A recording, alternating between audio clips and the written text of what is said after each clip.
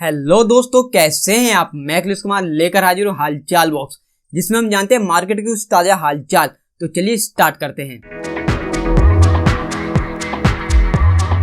दोस्तों, पहली खबर निकल के ये आ रही है कि प्रधानमंत्री मोदी जी ने बुलियन एक्सचेंज की शुरुआत। बताया जा रहा है प्रधानमंत्री नरेंद्र मोदी ने आगामी 29 जुलाई को गिफ्ट सिटी में देश के पहले इंटरनेशनल बुलियन एक्सचेंज की शुरुआत करेंगे। यह एक्सचेंज भारत में सोने के वित्तीयकरण को बढ़ावा देने के अलावा जवाबदेह सोर्सिंग और इक्विटी के भरोसे के साथ कुशल प्राइस डिस्कवरी की भी सुविधा प्रदान करेगा। जानकारों की माने तो बुलिश एक्सचेंज को भारत का सोने का आयात का सबसे बड़ा जरिया माना जा रहा है। और इसी के साथ आगे बढ़ते हुए जान लेते हैं हेवेल्स इंडिया के प्लांट में आग लगने की वजह से इसके शेयरों में आई बहुत बड़ी गिरावट। बताया जा रहा है हेवेल्स इंडिया लिमिटेड के शेयरों में आज गिरावट आई है। यह गिरावट कंपनी के द्वारा खुलासा किए जाने के बाद आई है। कल रात कंपनी के राजस्थान के निमराना प्लांट में आग लगने की घटना हुई थी। हालांकि कंपनी में कोई भी मानहानि का नुकसान नहीं हुआ है। आग लगने का कारणों का पता लगाया जा रहा है। आज लगभग 11:30 बजे शेयर बीसी पर अपने पिछले बंद से 0.03% की गिरावट के साथ 1221.90 रुपए पे कारोबार कर रहा था। और अब जान लेते हैं एक्सपर्ट्स की राय इन स्टॉक के ऊपर। जी हाँ दोस्तों, मैं बात कर रहा हूँ एसबीआई लाइफ। कंपनी के नतीजे बढ़िया रहे हैं।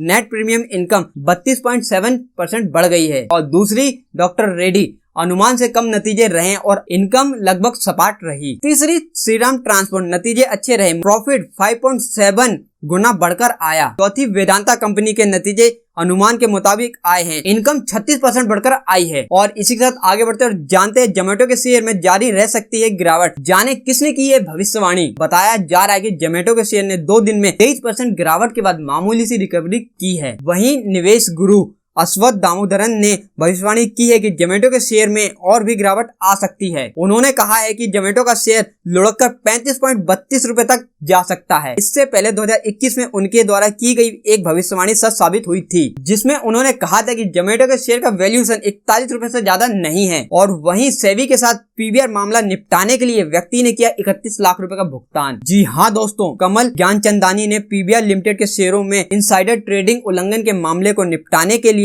बाजार नियामक सेबी से संपर्क किया है। लगभग 31 लाख रुपए का भुगतान किया है। यह बताया गया है कि उन्होंने पीवीआर लिमिटेड के बोर्ड से अपने ट्रेडों के लिए पूर्व मंजूरी लिए बिना ही अक्टूबर 2015-16 के दौरान 8 लेनदेन निष्पादित किए थे। सेबी ने निर्णय की कार्यवाही का निपटारा किए जाने की पुष्टि की है। और दोस्तों, इसी के साथ आगे बढ़ते हैं और जान लेते हैं कि आज फिर ग्लोबल मार्केट में देख सकते हैं तेजी। SGX निफ्टी में उछाल आया है। बताया जा रहा है आज लगातार दूसरे दिन फिर से ग्लोबल मार्केट में तेजी देखने को मिल रही है। डाउ जोन्स 330 अंक उछलकर दिन की ऊंचाई पर बंद हुआ, जबकि नेस्डैक और S&P 500 इंडेक्स में 1% की मजबूती आई है। ग्लोबल मार्केट में अच्छे संकेत से एशिया बाजारों में मजबूती आई है। SGX निफ्टी 1700 के ऊपर ट्रेड कर रहा है। जापान का निक्केई 0.27% बढ़ा है। और दोस्तों, अब जान लेते हैं एयरटेल और जियो ने अपने 5G गियर पार्टनर चुने। चीन फेडरेशन ने बनाई दूरी। बताया जा रहा है भारतीय एयरटेल और रिलायंस जियो ई कॉमर्स ने अपने 5G गियर पार्टनर्स को अंतिम रूप दे दिया है। जानकारी के मुताबिक फिनलैंड के नोकिया,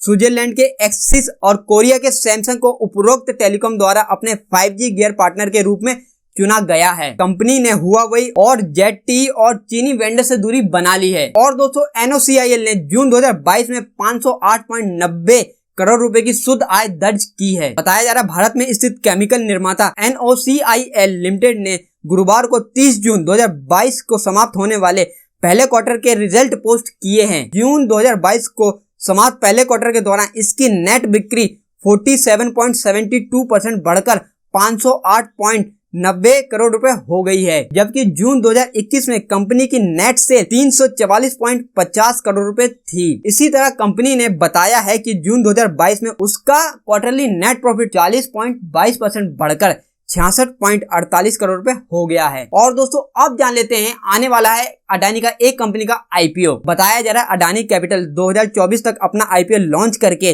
कम से कम 1500 करोड़ रुपए जुटाने के विचार कर रहा है। कंपनी के MD और CEO गौरव गुप्ता ने कहा है कि पहला इशू शैडो बैंक में 10% की हिस्सेदारी की पेशकश करेगा और लगभग $2 मिलियन वैल्यू का लक्ष्य रखेगा। गैर बैंक ऋणदाता टेक्नोलॉजी को लागू करके 30,000 रुपए से लेकर 30 लाख रुपए तक के लोन के लिए बाजार को और अधिक सुरक्षित करने की योजना बना रहा है। और दोस्तों, अब जान लेते हैं आज HDFC और सन फार्मा ने किए अपने पहले क्वार्टर के रिजल्ट घोषित। बताया जा रहा है 29 जुलाई 2022 को housing developers finance corporation limited, Sun pharmaceutical industries limited, NTPC limited और इंडियन ऑयल कॉर्पोरेशन लिमिटेड समेत लगभग 50 कंपनियों ने अपने फाइनेंशियल 2022 के पहले क्वार्टर के नतीजे पेश करने वाली है। कंपनियों के रिजल्ट से बाजार कैसे एक्शन देगा। और दोस्तों इसी के साथ आगे बढ़ते हैं और जानते हैं कि इस मल्टी बगल स्टॉक ने इन्वेस्टर को 1 लाख के बदले दिए 20 लाख रुपए। जी मैं बात कर रहा हूँ पूनावाला ग्रुप की financial service company Poonawalla Fincorp की, जिसने अपने इन्वेस्टर्स को 2 साल में छप्पड़ फाड़ के रिटर्न्स दिए हैं। 2 साल में इस स्टॉक के अंदर 1926% से भी ज्यादा का रिटर्न्स दिया है। शानदार क्वार्टर नतीजों के बाद एक्सपर्ट इस शेयर पर बुलिश है। 22 मई 2020 को शेयर NSE पर 13 रुपए 40 पैसे पे पर शेयर थे, जो कि आज 271.50 पैसे हो गए हैं। अगर किसी ने 2020 में इस स्टॉक में 1 लाख रुपए लगाए होंगे